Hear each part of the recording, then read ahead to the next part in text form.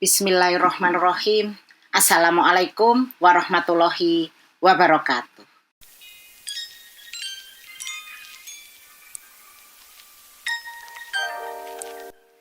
Rekan-rekan mahasiswa yang saya cintai dan saya banggakan, pada kesempatan kali ini kita akan berjumpa pada pertemuan yang ketiga untuk mata kuliah teori komunikasi dengan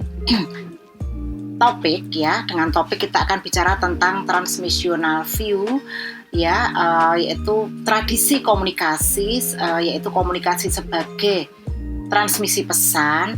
Dan khusus pada dan pada kesempatan ini kita ingin bicara tentang paradigma positivistik, ya. Jadi pada pertemuan sebelumnya saya sudah menyampaikan, ya, kalau dalam tradisi komunikasi dibagi dalam dua aliran besar, yaitu transmissional view dan meaning based. Nah, pada kesempatan kali ini kita akan belajar tentang transmissional view khususnya pada paradigma positivistik. Nah, selanjutnya saya ingin menyampaikan, ya, terkait dengan saya akan mulai dengan apa itu paradigma. Nah, pasti juga sudah sempat disinggung di dalam mata kuliah pengantar ilmu komunikasi, ya. Nah, apa itu paradigma? Nah, kenapa kita penting untuk belajar paradigma? Pada kesempatan sebelumnya ketika saya menjelaskan tentang bagaimana proses terbentuknya teori, ya, bahwa kenapa teori-teori itu cukup beragam di dalam ilmu komunikasi, juga karena memang dalam ilmu komunikasi ada banyak pandangan terkait dengan komunikasi itu sendiri, gitu, ya. Nah, cara memandang sebuah realitas komunikasi itu sendiri, ya, cara memandang terhadap realitas atau world view, cara pandang terhadap dunia, itu yang saya maksud dengan paradigma. Saya di sini akan mengutip dari Thomas Kuhn 1970, yang seorang filsuf yang sangat terkenal. Saya kira jika konsep ini juga masih sangat layak untuk kita pelajari, yaitu apa? Paradigma adalah, gitu, ya, merujuk pada sebuah kerangka kerja yang cukup luas yang akan memandu kita dalam apa? Dalam berpikir dan melakukan penelitian, ya. Paradigma itu akan membantu kita untuk berpikir dan kemudian untuk melakukan penelitian, gitu, ya, untuk kemudian kita gunakan untuk mengembangkan teori-teori tertentu seperti itu.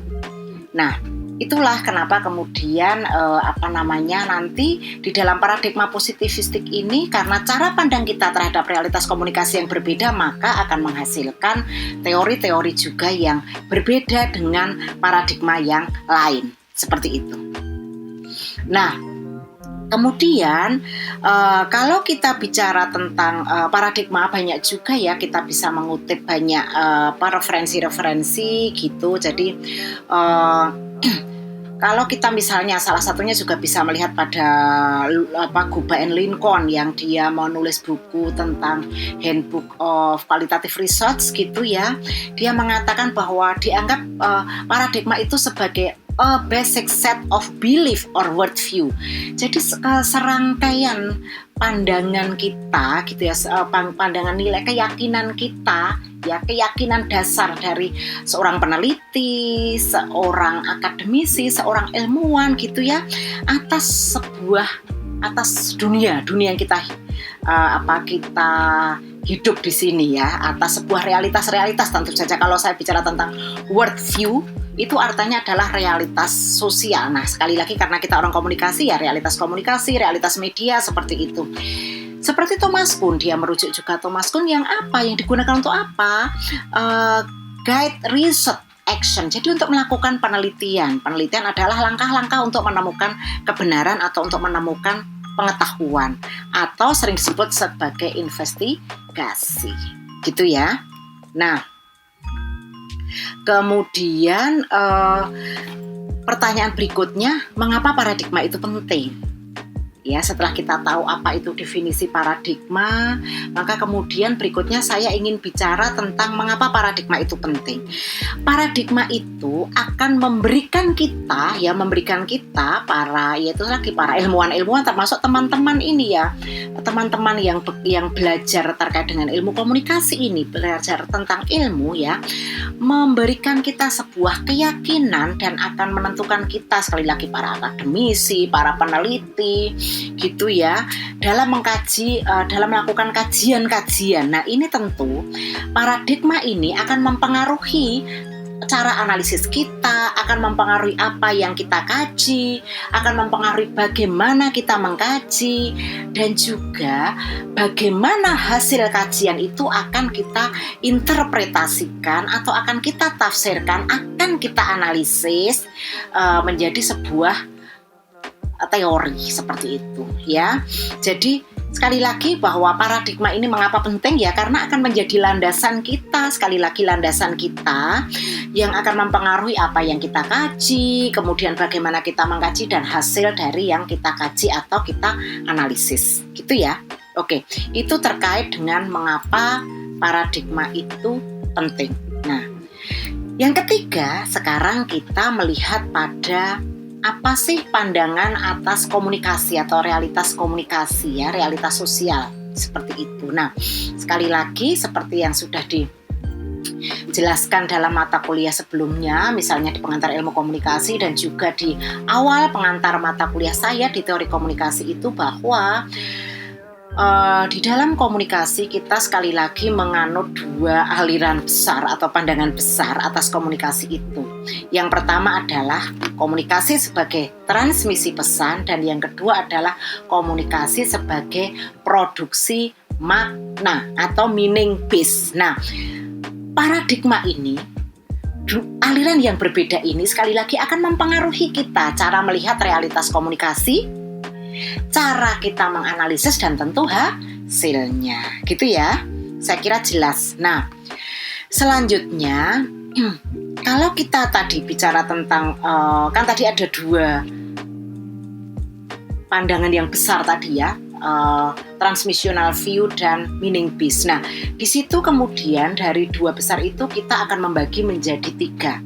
Jadi paradigma ilmu komunikasi tadi yang pertama adalah ketika kita bicara tentang transmissional view, di situ ada paradigma positivistik ya, yang melihat komunikasi itu sebagai transmisi pesan ya, atau ada yang menambahkan, beberapa peneliti, beberapa akademisi itu menambahkan post positivistik ya. Post positivistik itu seringkali dianggap sebagai penelitian transmissional view dengan paradigma transmissional view tapi yang kualitatif gitu ya. Nah, kemudian paradigma yang kedua adalah paradigma interpretif ya. Nah, paradigma interpretif dan paradigma yang ketiga adalah paradigma kritikal.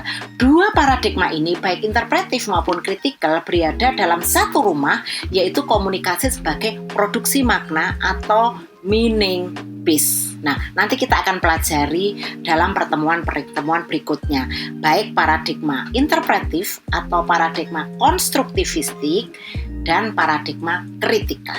Sekarang di sini kita belajar tentang paradigma post positivistik, di mana dalam salah satu dalam payungnya yaitu melihat komunikasi sebagai transmisi pesan.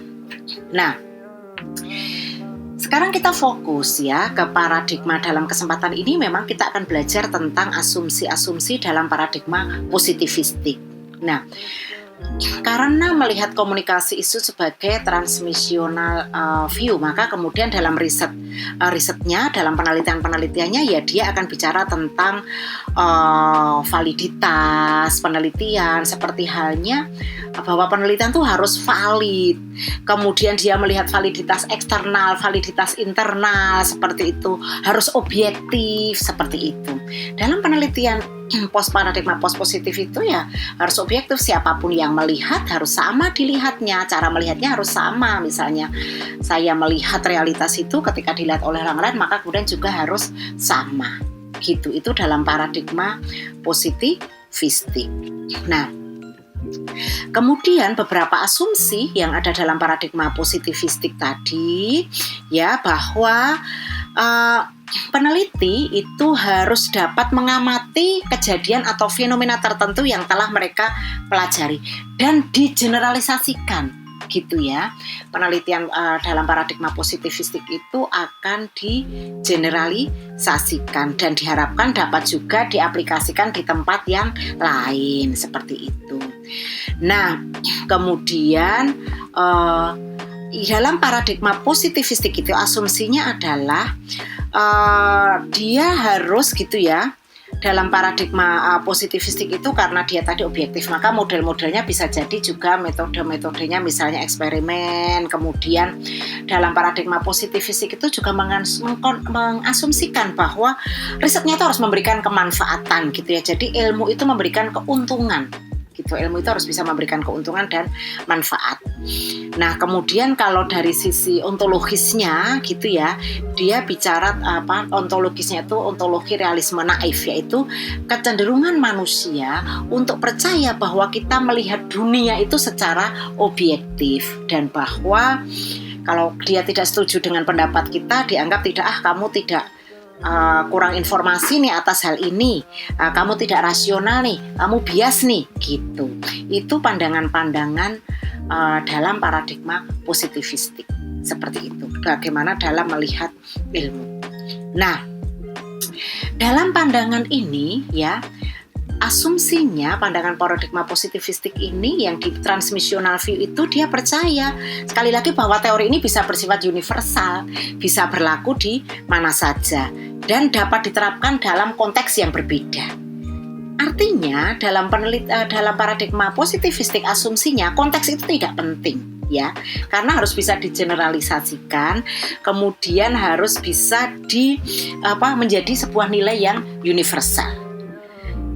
Dan juga kebenaran itu atau pengetahuan itu berada di luar peneliti, gitu. Peneliti tidak terlibat di dalam realitas yang dia teliti, seperti itu.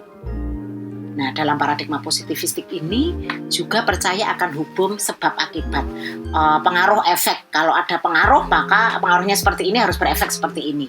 Dan itu dianggap statis seperti itu, ya. Nah, kemudian meyakini bahwa kebenaran itu juga bisa dikuantifikasikan, gitu, ya. Itu yang asumsi-asumsi dalam paradigma positivistik, seperti itu, ya. Nah, kemudian kita akan melihat terkait dengan ini transmissional view itu bahwa ketika bicara tentang komunikasi sebagai transmisi pesan, maka kita harus melihat juga pada kerangka konseptualnya tadi, ya, perangkat asumsinya seperti apa, termasuk tadi asumsi-asumsi dalam paradigma positivistik. Kemudian juga perangkat nilainya itu dari sisi aksiologis, kan, berjarak tadi, ya, seperti itu. Kemudian juga perangkat gagasannya itu melihat komunikasi sebagai apa, itu tadi, ya, melihat komunikasi sebagai transmisi pesan. Nah, ini. Jadi perspektif-perspektif yang beragam itulah sekali lagi yang akan menghasilkan juga tadi teori-teori yang beragam. Nah, sekarang kita mengerucut pada pembicaraan kita tentang transmissional view yang melihat komunikasi sebagai transmisi pesan, ya. Nah, transmissional view itu melihat bahwa komunikasi, nah ini sekali lagi saya juga mengingatkan saja pelajaran-pelajaran yang sudah Anda dapatkan dalam mata kuliah pengantar ilmu komunikasi. Komunikasi sebagai proses pengiriman pesan dari komunikator atau sender kepada penerima atau komunikan, ya, seperti itu. Nah, ingat ya, tokoh-tokohnya siapa? Anda pernah belajar tentang Wilbur Scrum, kemudian Harold Laswell, kemudian Claude Shannon, kemudian ada Warren Weaver, David Berlow, dan Karl Hovland. Itu adalah tokoh-tokoh transmissional view, tokoh-tokoh komunikasi yang melihat komunikasi sebagai proses pengiriman pesan atau transmissional view. Nah, dalam transmissional view itu melihat realitas sosial atau realitas komunikasi itu sesuatu yang objektif, ya, nyata. Kebenaran itu ya sesuatu yang tidak terbantahkan. bahwa sudah begitulah adanya kebenaran itu, sudah given ketika kayak taken for granted, given sudah ada kebenaran itu ya memang begitu adanya. Itu meyakini memang misalnya terjadi proses komunikasi ya memang komunikasi itu begitu adanya, begitu ya, ada pengiriman pesan dari komunikator kepada komunikan seperti itu. Jadi bahwa definisi tentang sebuah kebenaran realitas komunikasi tadi ya seakan-akan sudah begitu adanya, tidak bisa dipertanyakan kembali begitu.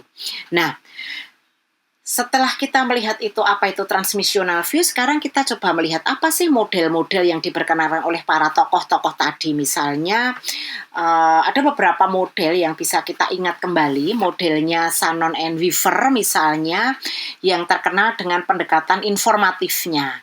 Jadi komunikasi sebagai proses mengirimkan dan menerima pesan atau mentransfer informasi dari pengirim kepada penerima atau pihak lainnya. Itu adalah modelnya Shannon and Weaver. Jadi memberikan model informatif. Jadi ada proses mengirimkan dan menerima pesan itu tadi ya dari atau mentransfer informasi dari satu pihak kepada pihak yang lain. Nah, kemudian David Berlow, dia bicara, ingat nggak SMCR, sangat terkenal sekali ya model itu, di mana dia melihat bahwa komunikasi sebagai proses yang terkoordinasi, tersinkronisasi, dan terkait dengan lingkungannya. Di sini melihat bahwa efektivitas sebuah komunikasi itu bergantung pada penerima dan pengirim informasi, selain pada kemampuan untuk mengatasi gangguan dalam komunikasi. Jadi efektif atau tidak itu ya gimana komunikatornya, gimana penerimanya, ada noise nggak ya dalam proses mengirimkan pesan atau gagasan itu. Ya, di sini kita ingat source-nya, message-nya, channel-nya, mungkin di proses channel itu ada gangguan-gangguan atau noise, gimana receiver-nya, seperti itu.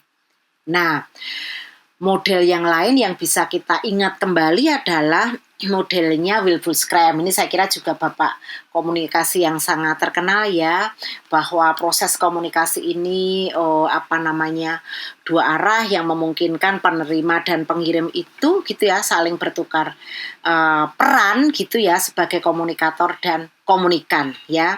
Jadi mereka bisa saling mengirimkan pesan ya, baik penerima maupun pengirim. Nah, ingat ya kalau Pak Wilbur Scrum itu dia ada konsep yang sangat terkenal itu terkait dengan bahwa dalam komunikasi itu efektif kalau dia memiliki kesamaan antara field of experience dan field of knowledge dalam proses komunikasi. Semakin dekat field of experience, field of knowledge-nya, maka kemudian proses komunikasi itu juga akan semakin interaktif, komunikasi dua arahnya akan semakin efektif komunikasinya. Itu. Nah, itu beberapa gagasan tentang transmissional view yang melihat komunikasi sebagai proses pengiriman pesan dari sender kepada penerima. Nah, jadi kalau kemudian melihat contoh mengingat kembali pada 3 model yang ditawarkan oleh Wilbur Scrum, David Berlow misalnya itu tadi, maka kemudian kita akan melihat lalu fungsi-fungsi komunikasi apa? Tadi misalnya di awal disebutkan ada fungsi informatif kan ya, fungsi informatif seperti itu. Kemudian juga komunikasi itu berfungsi untuk membina hubungan atau relationship ya. Kemudian fungsi yang ketiga adalah fungsi ekspresif. Orang mau menyampaikan mengungkapkan harapannya, menunjukkan siapa dirinya misalnya itu adalah bagian dari fungsi ekspresif. Kemudian fungsi persuasif. Misalnya Anda ketika dalam iklan misalnya public relation itu kan banyak ya peran-peran fungsi-fungsi persuasif dalam negosiasi fungsi-fungsi persuasif juga dilakukan gitu ya, untuk mempengaruhi orang ya, membuat iklan misalnya tadi. Dan kemudian yang terakhir adalah fungsi ritual ya, fungsi ritual. Ini adalah bagian dari transmissional view gitu ya. Nah, setelah itu kita akan ya dalam transmissional view. Nah, saya ingin agak ke atas lagi gitu ya, bahwa sebenarnya perbedaan-perbedaan cara kita dalam memandang komunikasi tadi maka berdampak sekali lagi berdampak pada teori ya, teori yang dihasilkan. Ingat ya tentang paradigma tadi, bahwa paradigma itu akan mengguidance kita, memberikan panduan kepada kita tentang bagaimana kita memahami realitas tadi, kemudian cara menganalisis kita dan cara menginterpretasi kita, sehingga akan menghasilkan teori-teori yang berbeda. Nah, teori-teori apa yang kemudian ada dalam paradigma positivistik? Nanti yang juga akan kita pelajari, misalnya kita bicara tentang public speaking ya, modelnya Aristoteles, kemudian teori informasi, Shannon and Weaver. Anda belajar tentang teori belajar sosial, Albert Bandura, pernah belajar ini ya. Kemudian teori disonansi kognitif dari Leon Festinger. Kemudian ada teori pertukaran sosial dari John Tibao dan Harold Kelly. Kemudian teori kultivasi dari Josh Jepner. Ini adalah beberapa teori yang nanti akan dikenalkan dalam paradigma positivistik. Teori-teori itu, contoh-contoh teori itu dia menggunakan paradigma transmissional view, melihat komunikasi sebagai transmisi pesan. Jadi itu teman-teman mahasiswa semua gitu ya, apa itu transmissional view, di mana kita melihat komunikasi sebagai transmisi pesan, termasuk teori-teori attitude behavior ya, teori-teori attitude behavior, elaboration likelihood, itu yang nanti juga akan kita pelajari juga adalah teori-teori dalam paradigma positivistik gitu ya. Baiklah, saya kira ini beberapa hal yang sudah kita pelajari di sini dalam transmissional view. Jadi tadi saya mulai mengawali dengan paradigma ya, paradigma itu apa, dan asumsi-asumsi dalam paradigma positivistik, karena transmissional view itu adalah berada dalam payung paradigma positivistik atau orang sering sebut post-positivistik, seperti itu ya. Kemudian kita melihat model-model komunikasinya seperti apa, definisi transmissional view seperti apa, yang sudah saya hanya mengingatkan karena sudah kita pelajari dalam teori komunikasi. Kemudian tadi juga fungsi komunikasi di dalam paradigma di dalam transmissional view, komunikasi sebagai pengirim sebagai transmisi pesan. Dan yang terakhir kita tadi sudah mempelajari tentang teori-teori apa yang berada dalam paradigma positivistik, atau sering juga ditambahkan adalah post-positivistik. Oke, terima kasih atas perhatiannya. Saya kira cukup sekian materi dari saya terkait dengan materi komunikasi sebagai transmisi pesan atau transmissional view. Assalamualaikum warahmatullahi wabarakatuh.